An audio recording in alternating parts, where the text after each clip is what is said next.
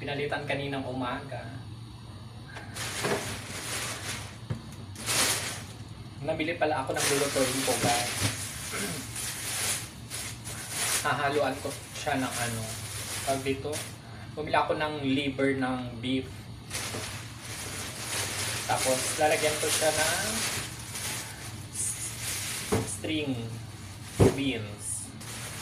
Gigisa ko siya with oyster sauce. Ayan. Ito ang lulutuin ko ngayong gabi. Nakapagsaing na pala ako, guys, ng ano, ng kanin.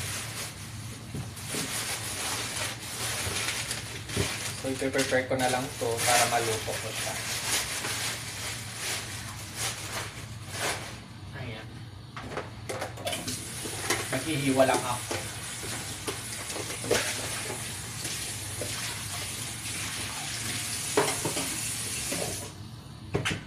At paghuhugas na ihahalo na liver.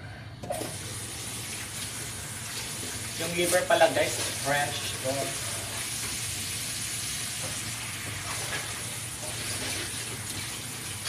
Kaya ano, first time ko magluto ng ganito, ng may liver. Beef liver.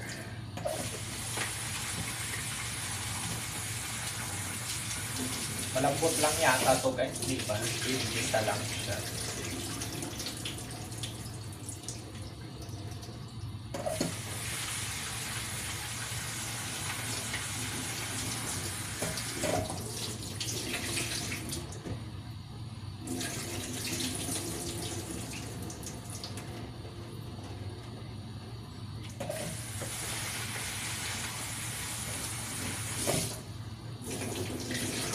Medyo maaga ako ngayon, guys, na nakauwi.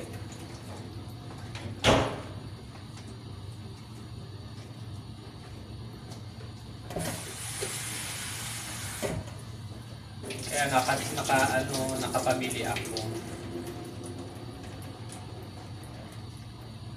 Nakapamili ako ng malulutong ulam. Kung meron na namang hindi naghugas ng mga pinagkamitan nila dito. Iniwan na naman nila dito. Hindi talaga sila napagsasabihan, guys. Yung mga kasama ko. Sige pa rin ang lagay nila. Ng mga kalat nila. Mga kasawa.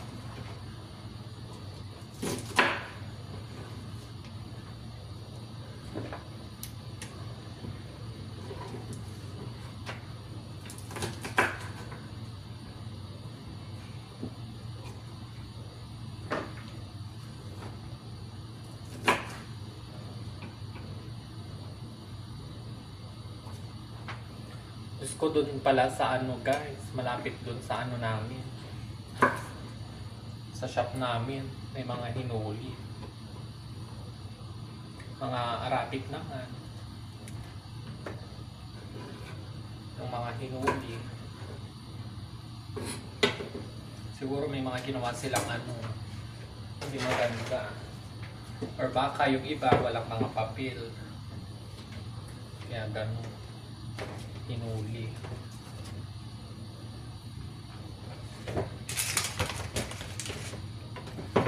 Mostly naman pag naghuhuli sila ng ganyan, yung walang mga papel, o kaya may ano ka, may ginawa kang hindi maganda, ganun. So guys, ang dami tuloy na babahala ngayon sa mga nangyayari. Yung mga iba natatakot sa mga nangyayari ngayon dyan sa away-away ng mga bansa-bansa. Pati yung mga friend ko nagsisend sila ng mga advisory na yung mga kailangan in case. Ko, ano bang nangyayari sa mundo? Dapat magkaayos-ayos na lang para wala nang nadadamay, apektado na lahat. Kahit saan ka magpunta.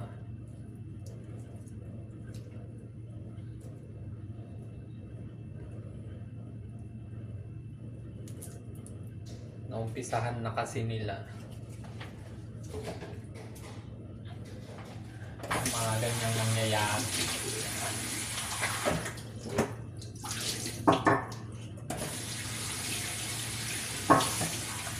Ano na pag ganyan? Pati mga trabaho, wala na. Ano nang ipapakain natin sa mga pamilya? Damay-damay. Diyos ko.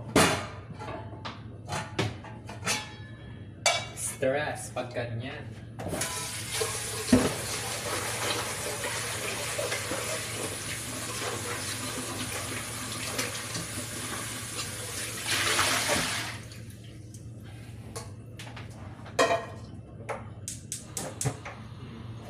Papainit na ako ng ano guys, ng pagsasaingan ko. Pagsasaingan pag lulutuan ko. Ayan na siya.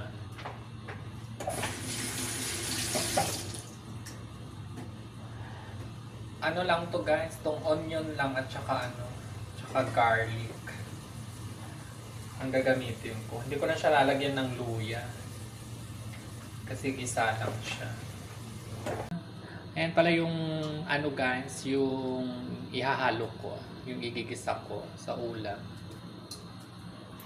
Nakikita nyo guys? Ayan. Tignan nyo, daming kalat, di ba?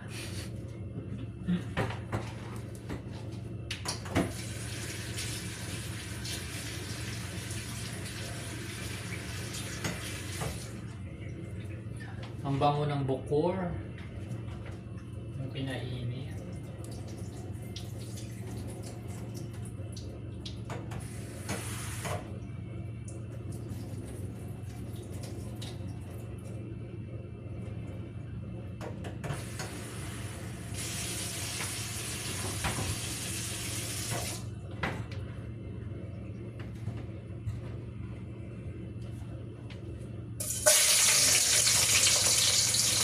Lagyan na tayo ng bawang.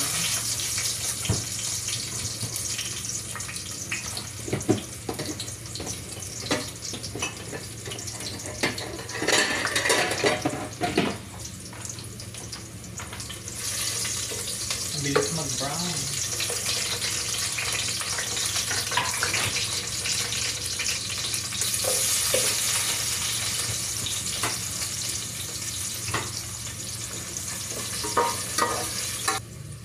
Nalagay na natin ito liver. Ay, nahulog.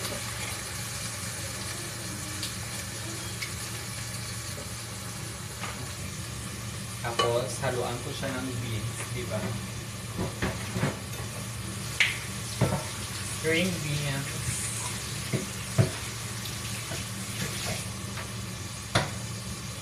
Pinagba-brown ko siya. Para ano, para medyo nagpa-brown yung liver. Medyo maluto naman pa siya. So, kasi yung parang medyo may brown-brown siya. Hindi yung parang kulay normal. Tapos saka ko ilalagay yung ano, string beans natin.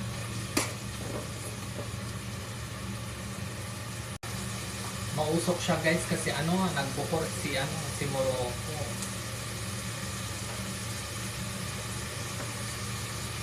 Pero mabango yung bukor na ginamit niya. Ilalagay ko na yung string beans natin. Lagyan ko lang to ng konting tubig para maluto siya ng konti. Tapos saka ko ito ilalagay itong oyster sauce natin. Guys, alam nyo ba yung pusa ko? Ewan ko kung na-stress siya. Dinala ko muna dun sa friend ko para doon muna. Kasi may pusa siya para may makita siyang ibang pusa. Tsaka para ano, may makalaro siya. Kasi pag umuwi ako, siyempre, ang haba ng oras ko sa labas. Tapos uuwi ako, matutulog lang. Tapos maglalaro lang kami, gano'n. Kaya yun. Hindi ko alam, tuloy yung ano kung stress ba siya. Puntahan ko siya doon sa friend ko. Kaya nagluluto ako, magdadala ako din ng pagkain doon. Kung gising pa siya, yung friend ko, kung tatawagan ko siya mamaya. Ibisitahin ko yung pusa ko doon. Kasi dinala ko siya kanina nung nag-break ako. Umuwi talaga ako guys para makita ko siya. Hindi niya ginalaw yung pagkain niya kaya minesis ko yung friend ko. Dalhin ko muna doon yung pusa. Kasi baka mamaya na-stress siya. Saka kung hindi pa rin siya okay, ipapabet ko na siya. Kasi feeling ko para siyang para siyang nangangayayat na.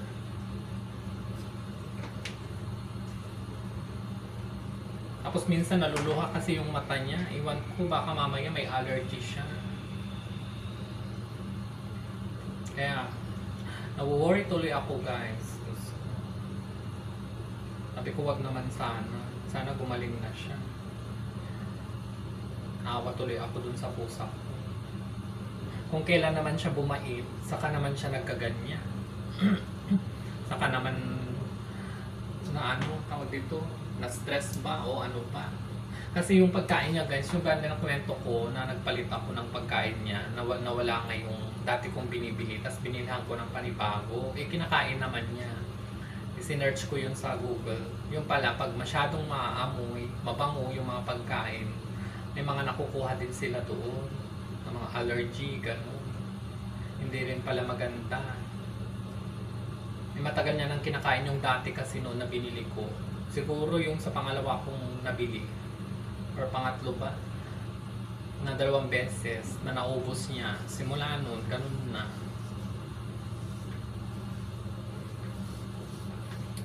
Naawa tuloy ako dun sa pusa ko. Nalagay ko na tong oyster. Nalagay ko na siya lahat. Kasi isang isang lutuan lang ito.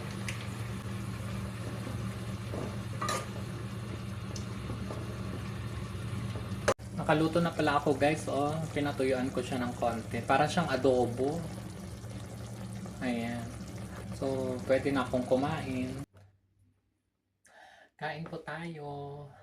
Magpe-pray lang po tayo bago tayo kumain. Lord, salamat na naman ito sa gabing ito, sa inyo pong ipinagkaloob sa akin na pagkain. Naway bless nyo po ito at naway maging lakas ko sa bawat araw. Salamat Lord sa walang kasawaang pagbigay ng blessing po Lord, at sana patuloy mo kaming gabayan at ilayo po sa anumang kapahamakan po Lord. Salamat po ulit Lord. Amen. Kain po tayo guys.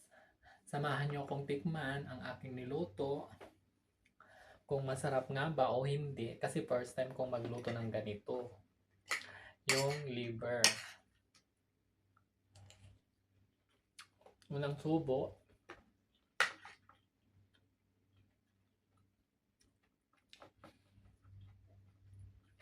Okay naman yung yung string beans.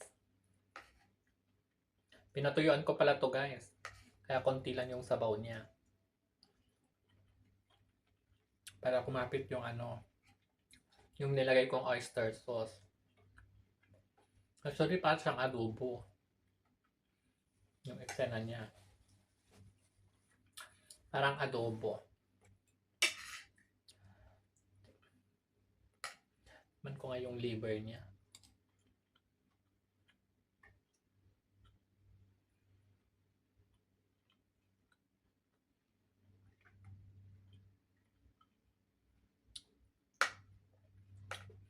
Okay rin naman guys yung liver. Not bad din. Kaso, parang feeling ko, parang mas masarap ang liver ng manok na ihalo sa ganito.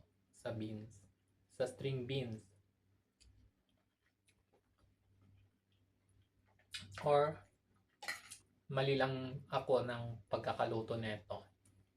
Kasi parang feeling ko para siyang mabuhangin. Tapos may parang pakla ng konti. Ilutong-luto naman na siya. Or dapat ito, kasi ang luto niya siguro ipiprito muna, ganun. Hindi naman siya sa mapakla, pero parang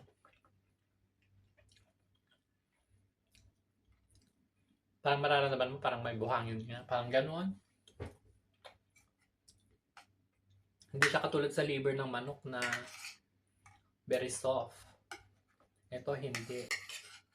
Actually guys, ito pinaka-first time ko talagang magluto ng liver na ganito. Na ihahalo. Liver ng excuse me. Liver ng beef.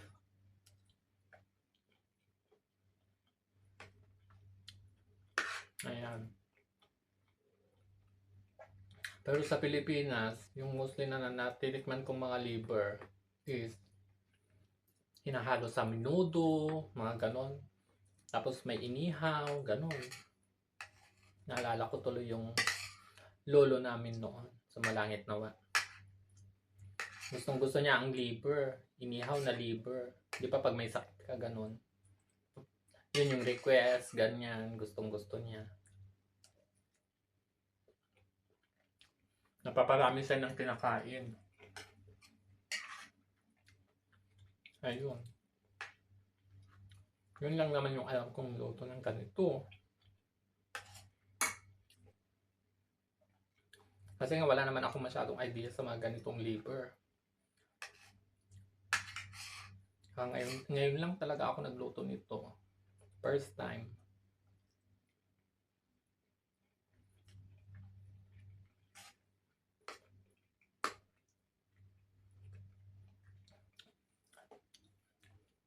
Actually guys, nung nag-start akong mag-vlog ng ganito, kaya ako nagluluto-luto na nag-search din. Kasi nga wala akong masyadong idea sa mga karne-karne about sa mga luto-luto ganon. Mostly dininding talaga ako. Ganon. Meron man akong alam, pero hindi naman ganon karami. Bilang lang. Ganon. Kaya yung mga ibang linuluto ko, first time ko talagang lutuin. Waeme. Totoo.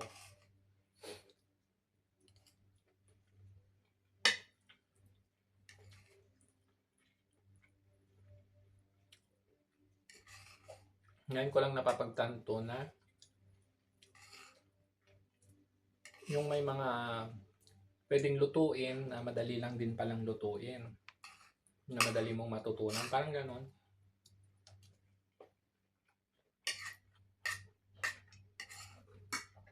Pero depende pa rin sa yung nagluluto. Kung paano mo lutuin. Kung paano mo makuha yung timpla. Mga ganon. Kasi kanina, pinagpipilian ko talagang ihahalo ko sana kung mag-string ako. String beans. Yung tawag dito, yung giniling na karni na beef. Kaso wala.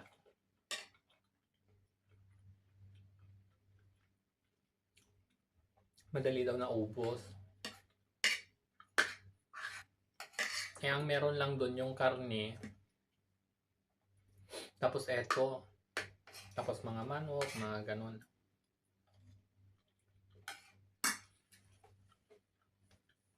Kaso nagdalawang isip naman ako doon sa karne guys. Kasi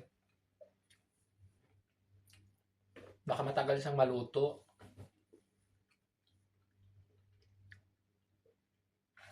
Makunat.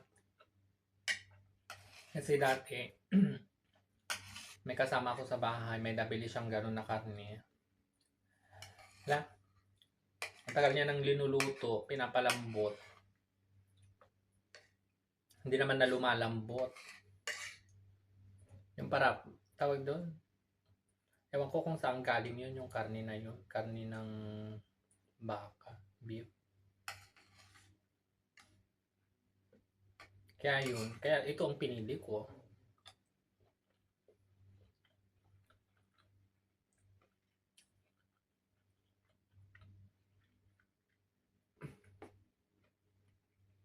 Mm. Nakakabusog.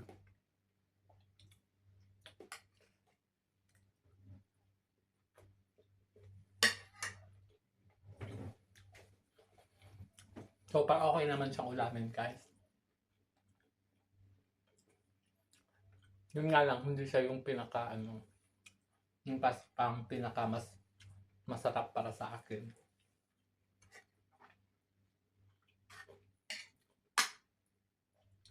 Yung sa 1 to 10 siguro nasa 7 lang siya. Ganun. Antay ko pala yung message ng friend ko, guys. Bago ako pumunta doon. Kasi baka mamaya tulog siya, may istorbo ko naman siya. Para makita ko din si Sultana. Hindi maalis sa isipan ko.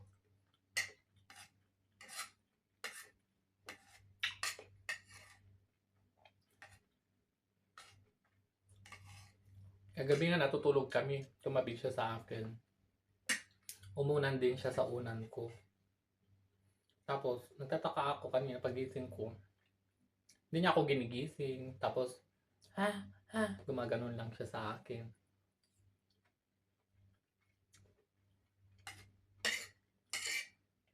Tapos, chinek ko yung pagkain niya. Hindi pa rin niya ginagalaw.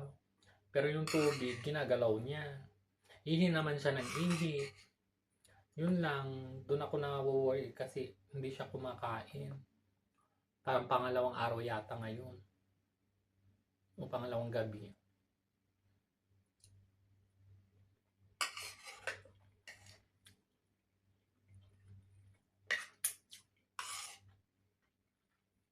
Kaya bukas, kanina nga pumunta ako doon sa vet.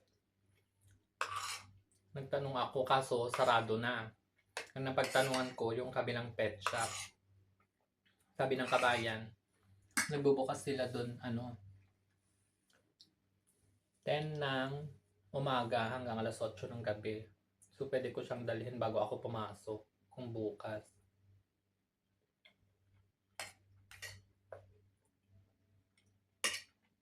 Sana kumain na siya or maging okay man lang siya. Tapos na pala akong kumain at nabusog ako. Ayan. Antay ko lang yung friend ko kung mag-message na siya. Saka ako pupunta doon. Tapos, pakita ko sa inyo si Sultana kung okay siya. Sana maging okay na siya. Nakaka-stress din. Kasi iniisip ko siya. Naawa tuloy ako dun sa pusa ko.